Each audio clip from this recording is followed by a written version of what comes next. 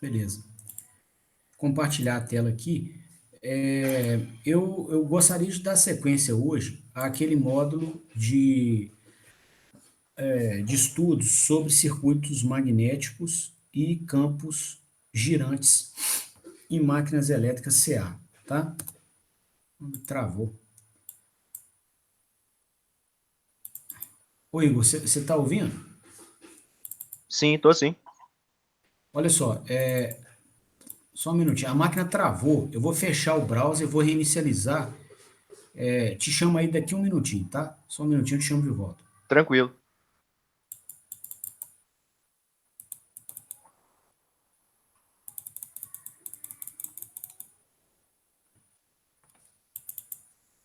Nem comandos do mouse ela está aceitando.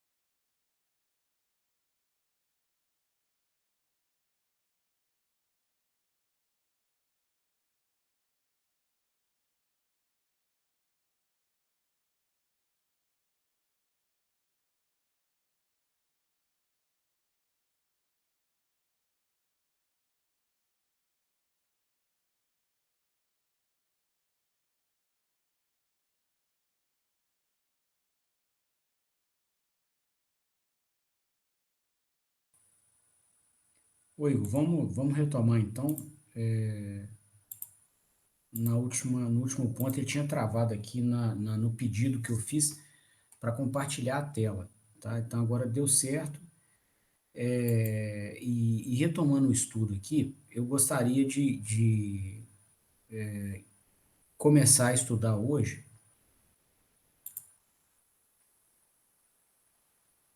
sobre campos girantes em máquinas elétricas rotativas, né? Então, ontem a gente viu a teoria de circuitos magnéticos e eu queria usar dessa teoria aqui, com alguns outros complementos, para a gente entender como fazer um ímã girar na máquina,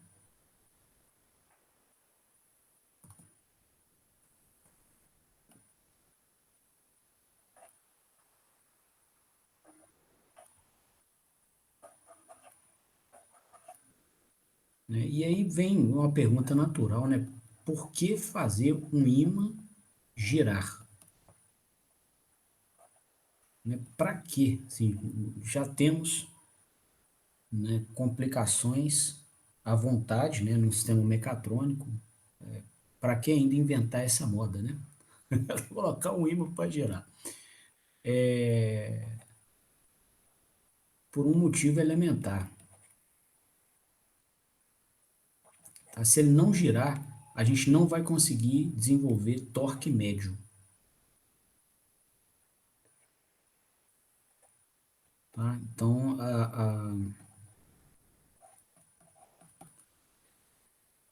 o que vai acontecer aqui? Se você pegar uma máquina CA, uma máquina de indução ou uma máquina síncrona, tá? Pegar o caso, por exemplo, de uma máquina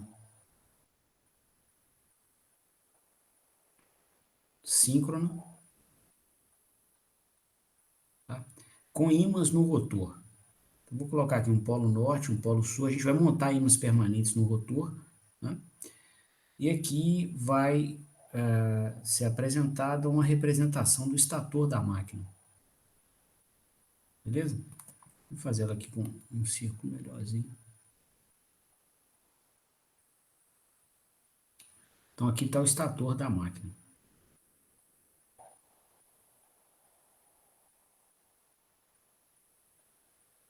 Tá? Para que exista torque no eixo, né, o torque eletromagnético ele vai aparecer aqui, né, como um sinal em torno do eixo de rotação. Então, para existir torque, a gente vai precisar do segundo ímã presente na máquina. A gente vai ter que criar esse segundo ímã de alguma maneira. Tá? Então, digamos que a gente cria esse segundo ímã no estator e eu represente aqui o polo norte e o polo sul dele, e que ele tem essa distribuição senoidal aqui nessa região do espaço. Tá? De alguma maneira, a gente vai ver ainda como, alguém criou esse ímã aqui para nós. O que vai acontecer? Esse norte aqui, esse polo norte do rotor, ele vai ser atraído pelo polo sul do estator, e aí, nessa atração, a peça do rotor, né, vai ser movida até que os dois se alinhem. Né? Então, no segundo momento, a gente vai ver aqui esses dois ímãs alinhados.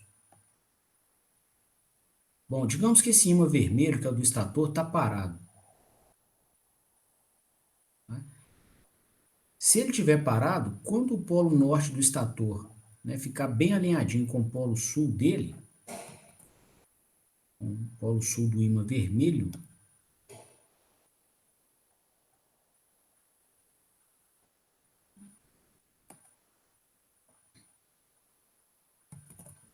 nós não teremos mais torque. Tá? Nessa condição aqui, ó, o torque deixa de existir.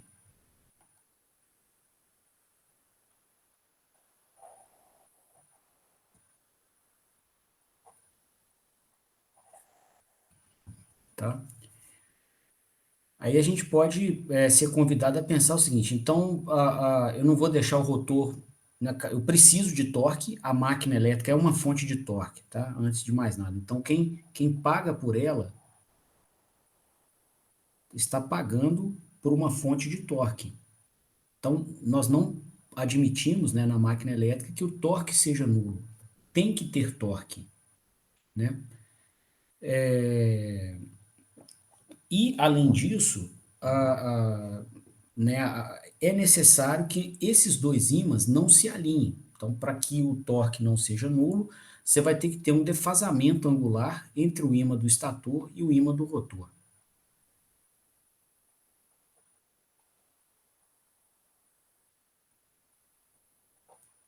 Tá? Algum defasamento tem que existir, ok? Quando ele for nulo, quer dizer, o polo norte do ímã do rotor está alinhado com o sul do estator, o torque não existe.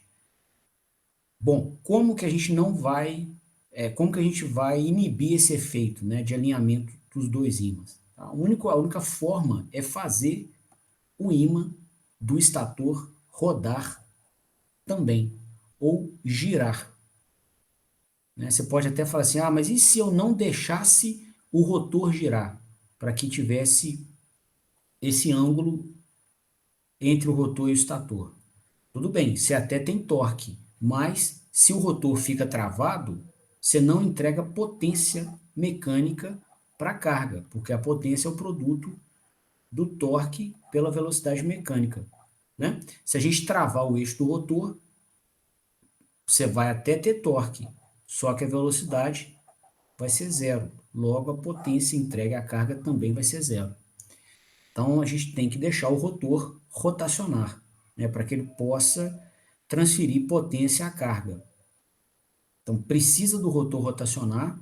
Quando ele rotacionar, ele vai trazer o campo magnético associado a ele, tentando atracá-lo com o ímã do estator. Então, a única maneira de preservar o torque, né, é fazer o próprio ímã do estator rodar também. Então, o ímã do rotor tenta atracar com o ímã do estator e o ímã do estator não deixa. Ele sai rodando e aí a gente vai ter algo parecido com o cachorro correndo atrás do próprio rabo. Ele tenta pegar a vida inteira e nunca consegue.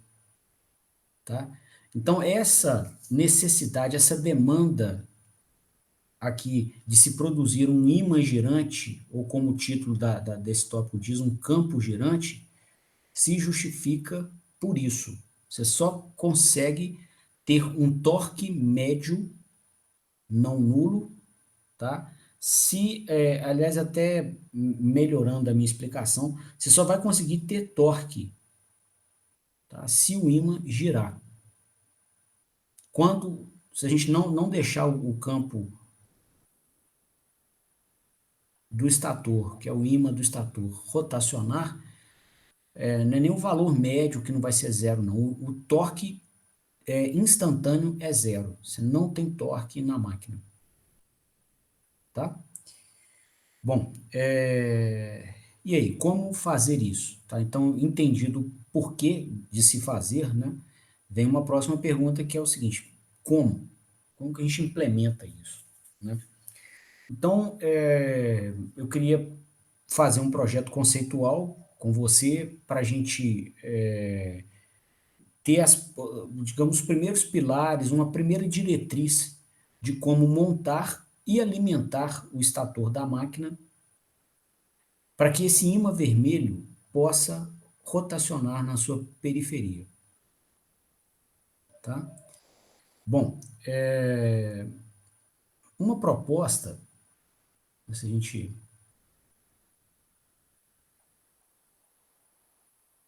desenhar aqui, seria a seguinte, ó, a gente precisa primeiro de ter o ímã, né? Antes de fazê-lo rodar, a gente precisa que ele exista. Para que ele exista, a gente vai ter que criar uma bobina aqui, de alguma maneira, alimentá-la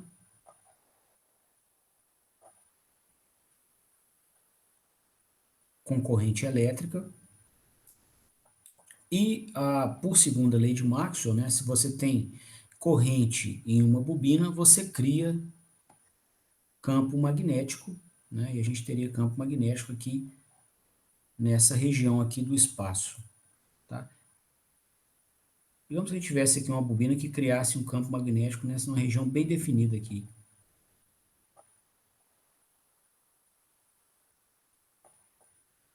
Tá? Vamos chamar aqui de fluxo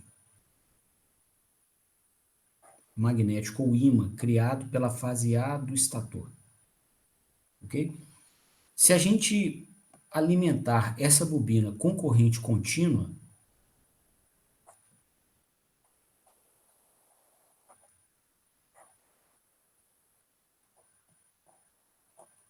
esse ímã fica contínuo no espaço, né? Você não vai ter nenhuma variação e aí vai acontecer o problema que a gente ilustrou aqui em cima, tá? Você vai ter as linhas dele de polo norte e polo sul paradas na região do espaço, tá? Que é o que a gente não gostaria. Se você fizer com que essa corrente seja alternada, um alimentador que vai suprir corrente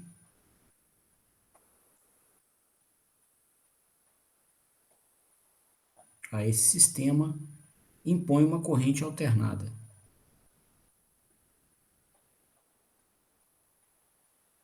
Tá?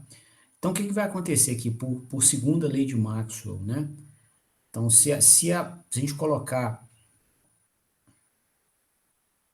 aqui, vou até fazer a máquina em perspectiva para a gente fazer essa análise com corrente alternada.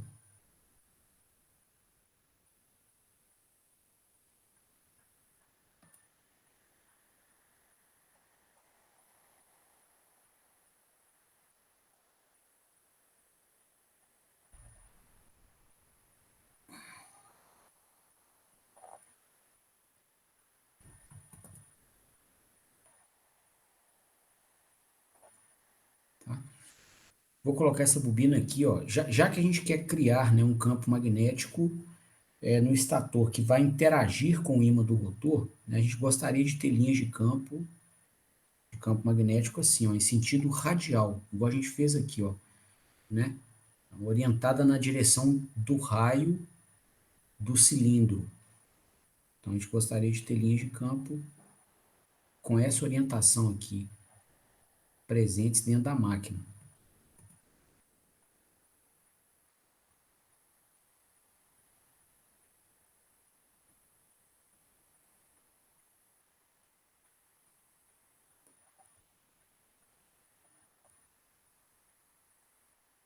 Tá? Então, para ter campo magnético com essa orientação, né, se a gente fizer a regra da mão direita, estou querendo campo magnético entrando na direção do raio, a corrente que está na direção do polegar tem que estar em sentido longitudinal. Tá? Então, a gente tem que lançar os condutores que vão ser percorridos por corrente assim.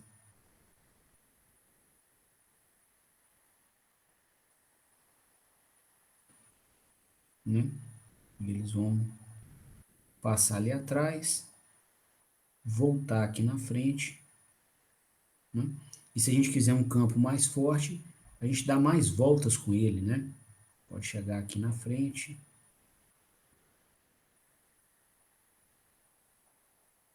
Lançar outra volta. Ir lá embaixo. Lançar ele aqui de novo. Tá? Por exemplo, e sair com os terminais de conexão ao alimentador nesses dois pontos, né? E aí, se a gente então inserir corrente elétrica nessa bobina azul, nesse sentido, né? Aqui, ó, o que vai acontecer? Pela regra da mão direita, na hora que a corrente estiver circulando aqui da nossa esquerda para a direita, você tem campo magnético nesse sentido. Quando ela inverter, digamos que esse sentido da direita para a esquerda seja o sentido que ela tenha sinal matemático positivo, quer dizer, nesses semiciclos aqui. Quando a corrente inverter, né, a polaridade, numa circular aqui, ó, com polaridade negativa, tá? Você vai também aplicar a regra da mão direita, né? A corrente vai estar da direita para a esquerda agora, o campo magnético está no sentido radial, porém apontando para fora. Então você vai ter as linhas de campo para cá, ó.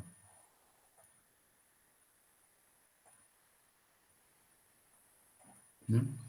Que significa que é algo similar a isso aqui, ó. Vou até desenhar na mesma cor. Esse fluxo que a gente desenhou aqui na vista frontal da máquina ficaria pulsando, né, para a esquerda e para a direita, que é o que eu representei aqui, ó, tá? A gente comentou do sentido, né? Então, corrente positiva, campo entrando na máquina, corrente negativa, campo saindo, né? Como a corrente alterna, né, enquanto ela está crescendo aqui, ó,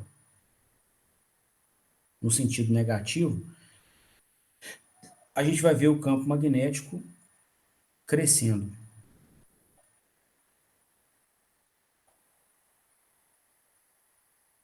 Né? Quando ela reduz, o campo magnético vai reduzindo até chegar a zero, que é esse valor aqui. E depois, quando ela fica positiva, né, ela vai crescendo, valores cada vez maiores, então você vai ter o campo magnético crescendo, crescendo, crescendo, crescendo, até chegar ao pico.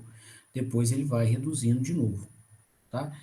Então, o que a gente criou aqui, Igor? A gente criou um campo pulsante, né?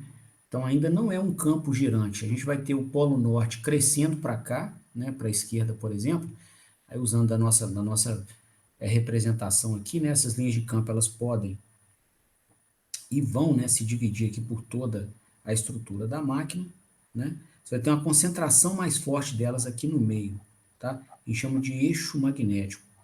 E aqui ela vai reduzindo para a borda. E aqui as linhas de polo sul retornam, né? Fechando o caminho magnético aqui, ó. Aqui as linhas de polo sul estão retornando. Aqui uma concentração maior delas, né? Muito polo sul. Aqui e aqui o retorno delas, né? Então, se a gente fizer aqui quando eu faço essa representação dessa senoidezinha aqui na máquina, eu estou, na verdade, coletando essas linhas de ponta em cada ponto do espaço e fazendo uma representação aqui, ó, onde o campo está mais intenso, né? A gente está colocando um campo magnético mais intenso também, tá? Pelo padrão de distribuição dos condutores na máquina, tá? Isso é um elemento de projeto. Quantos condutores você vai colocar em cada posição angular, você altera a forma de distribuição do campo, tá? Eu uso aqui, né, uma distribuição senoidal, porque ela nos permite tirar conclusões que são válidas mesmo para contextos onde a distribuição não é cossenoidal, tá? Para esses contextos, basta a gente entender essa distribuição do ímã no espaço como uma soma de cossenos, transformada de Fourier, tá? E tem máquinas que são montadas para ter quase que, né, uma cossenoide dessa, de distribuição do campo no espaço, tá? Então você vai ter aqui o polo norte, né, se for uma máquina de dois polos, o polo sul, né, com linha de campo retornando aqui, tá? E ele vai ficar pulsando. Então, a hora vai norte para a esquerda, depois vai o norte para a direita, norte para a esquerda, norte para a direita, né? Que vai, inclusive, esse fenômeno vai acompanhar a periodicidade da própria corrente que alimenta o nosso sistema eletromagnético. Então, você vai ter um campo pulsante. Ainda não é um campo girante, mas já é algo que inibe o alinhamento do ímã do rotor com o ímã do estator. De alguma forma, você já vai ter torque, não, né? Uma máquina que desenvolve torque. Inclusive, é o motor monofásico, que a gente usa em máquina de lavar roupa, tanquinho. A linha branca doméstica, né, toda usa esse motor aí, o motor monofásico. Você vê que se alimenta entre fase e neutro, ou fase e fase, né, senão a única bobina de alimentação também dá na mesma. E ela opera com campo pulsante, né? Qual que é a consequência disso, né? Você começa a ter aqui uma máquina que se presta ao papel de fonte de torque, tá? Só que a gente vai observar torque pulsante nessa máquina. Tá? Então, o torque eletromagnético, o que vai acontecer, né? O ímã do rotor vai girar, né, nessa estrutura, e a gente vai observar o seguinte, ó.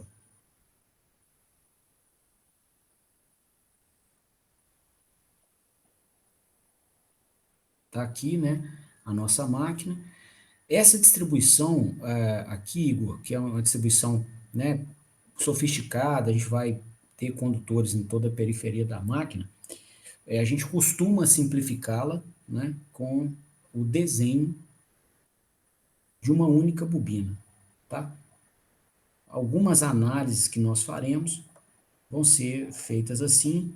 A gente sabe que esse desenho é uma representação, uma simplificação de um padrão de distribuição de corrente sofisticado. Isso aqui é só uma forma de não carregar o desenho e deixar mais tempo disponível para outras coisas mais interessantes, ok? E aí, nessa forma de alimentação, né, a gente vai ter o campo pulsante aqui, ó, do estator, o que vai acontecer? O ímã do rotor, ele vai tentar se alinhar com ele. Digamos aqui que numa primeira análise a gente tem um ímã permanente no rotor. Esse ímã do rotor vai tentar se alinhar com o ímã do estator, tá? Então, digamos que aqui a gente esteja representando as linhas de polo norte do ímã do estator. Então, nesse instante, o polo sul dele está aqui, ó, né? Nessa região do espaço aqui, ó. Tá? Então, o que vai acontecer? O polo sul do rotor vai tentar se alinhar com o polo norte do estator, né? E ele vai começar a se mover, né? Só que na hora que ele estiver quase se alinhando, digamos que a gente esteja aqui nesse primeiro semiciclo aqui, ó, a corrente inverte. Aí o que vai acontecer? Na hora que o polo sul do rotor está chegando aqui, o ímã do estator está para cá. O que vai acontecer então? Esse polo sul do rotor e toda a peça mecânica vão querer se atracar com o norte do estator, que está nessa região agora. Só que na hora que ele estiver quase atracando, a gente vai e inverte a polaridade da corrente de novo, faz com que ela seja positiva. Corrente positiva, né? Igual a gente fez aqui na análise isométrica, né? Nessa vista isométrica, corrente positiva é fluxo para cá, ó.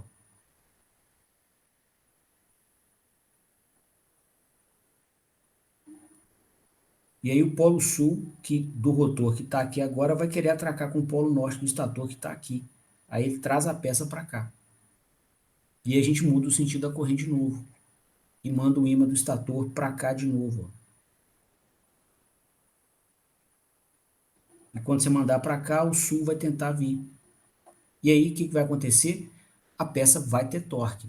Só que é um torque pulsante, né? Então vai ter alguns instantes de tempo. Aliás, eu até falando de uma outra maneira, a posição angular aqui, o ângulo entre o ímã do rotor e o ímã do estator vai ficar variando, né? O ímã do estator está sempre nessa linha do espaço e o ímã do rotor tem a sua posição angular variável, né? Com a rotação do rotor, o ímã do rotor vai girar também, né? Quando a gente altera esse ângulo entre o estator e o rotor, o torque também se altera. Tá? Então, inclusive o torque é máximo quando esse ângulo é 90 graus. O módulo dele é máximo, tá? Quando esse ângulo é 90 graus ou 270. E ele é nulo quando os dois ímãs estão alinhados, 0 graus ou 180 graus. Tá? Então, durante o movimento da peça, a gente vai ver um torque pulsante. Tá? Então, esse vai ser o sinal nessa máquina monofásica. Alguns clientes podem conviver bem com esse sinal. Né? O caso de uma máquina de lavar roupa, por exemplo,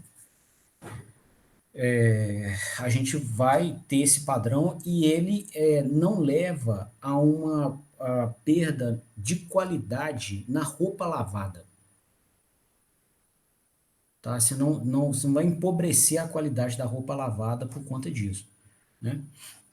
E, bom, pode até assim, a gente pode até ser criticado ou questionado, assim, pô, mas você, né, você está dando destaque aí para a máquina de lavar roupa com tanta aplicação industrial, isso não é destaque a ela, é o cenário dela, né?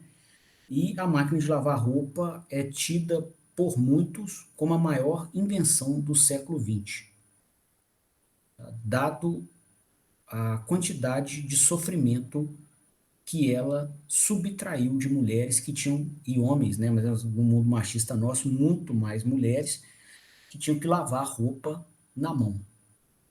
Tá? Naquela época, é machista hoje, era muito pior naquela época, então, quase todo mundo que lavava roupa era mulher, e tinha que ser na mão, né? Que é um servicinho muito sofrido, tá? Muito penoso.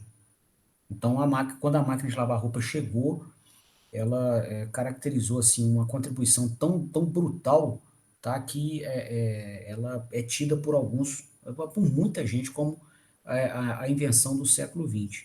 Tá? E ela faz o serviço dela muito bem feito com torque pulsante. Então, é um motor monofásico, né?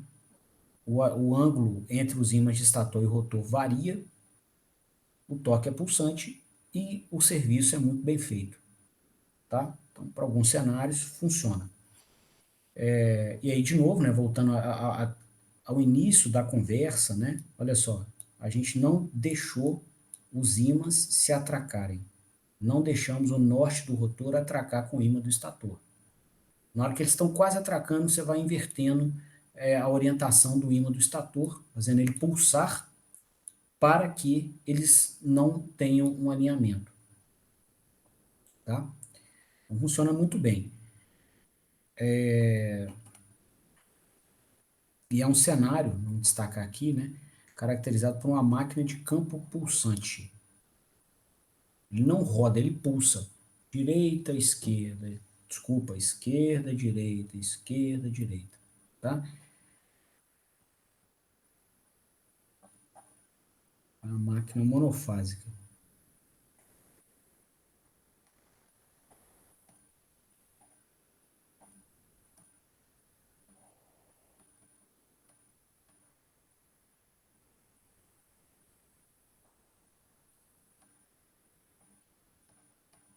Campo pulsante. Bom, agora tem clientes que não ficam bem atendidos se a gente colocar torque pulsante nas suas máquinas elétricas de tração. Precisa de alguma maneira de torque constante. Por quê? Porque a gente pode comprometer a qualidade do produto que ele fabrica se a máquina de tração do seu processo desenvolve torque pulsante. Tá? Exemplo, tá? Se tiver uma injetora para tubos de PVC, né? Então, esses processos, né, que fabricam peças de plástico, geralmente eles operam com plástico quase que líquido, né, bem amolecido a alta temperatura, e o plástico é empurrado contra um molde. E aí ele flui, né, dentro do molde e quando ele está lá dentro ele resfria, ganha a forma que se quer, e aí você retira a forma e pega a pecinha. Tá? Então, você vai ter assim, uma infinidade de produtos, né? Você vai ter tubos de PVC feitos assim, componentes de veículos, né? Aquele corpo dos retrovisores, corpo da lanterna, grades, né, que ficam ali embaixo do capô, né? De alguns carros são de plástico, maçanetas, tá? Do veículo, na linha agrária, né? Comedouros de animais, aspersores de água, para eletrodomésticos, né? Para eletrodomésticos, não, desculpa, para utensílios do lar também, né? Vasilhas, das mais diversas, também são feitas dessa maneira, tá? E aí, esse é um processo que não aceita, não admite torque pulsante, tá? Porque, geralmente, nesse processo, você vai ter a sua máquina elétrica acionando um fuso,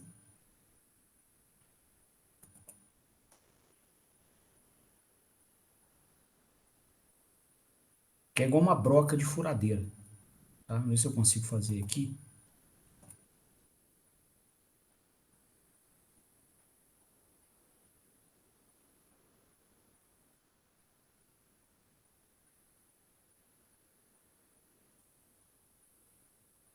A representação simplificada, ele é difícil de fazer.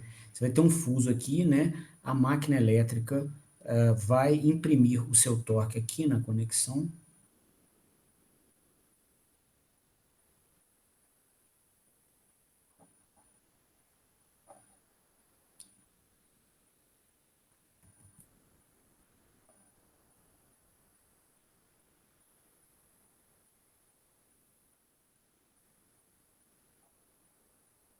Desenhar o rotor dela, né? A gente vai desenvolver torque por aqui.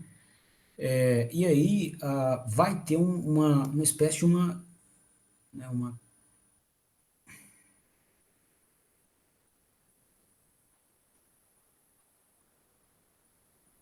camisa aqui em volta,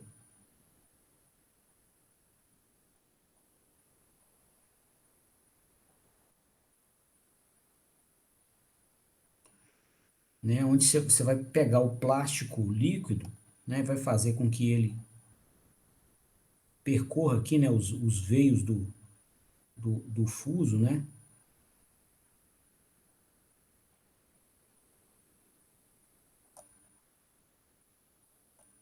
e sai aqui ao final, comprimido entre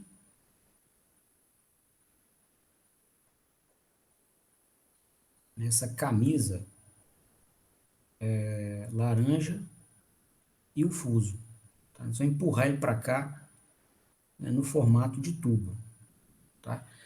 E se você tiver torque pulsante no eixo, ora você vai empurrar muito plástico, né, aqui contra essa camisa no final, ora você vai empurrar pouco. Então você vai fazer isso aqui com a parede dele, ó.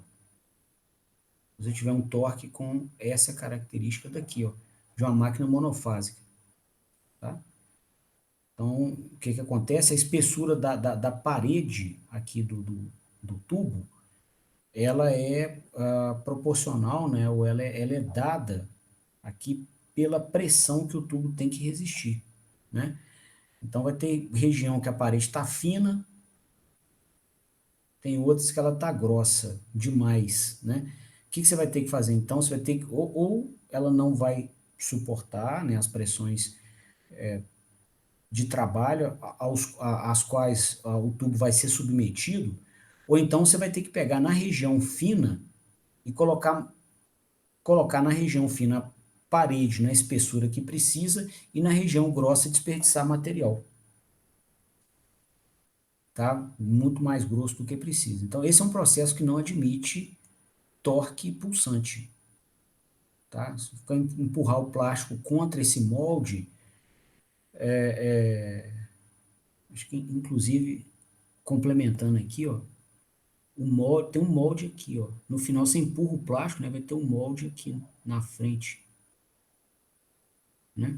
E a ponta do fuso lisa passando aqui no meio, para dar o formato de tubo. Você empurrando esse negócio aqui e sair, né, com o tubo aqui para fora do molde, tá? Então, ele não aceita, esse processo não aceita torque pulsante, né? Se a gente pegar também um laminador, tá? Um laminador de um contexto siderúrgico, por exemplo,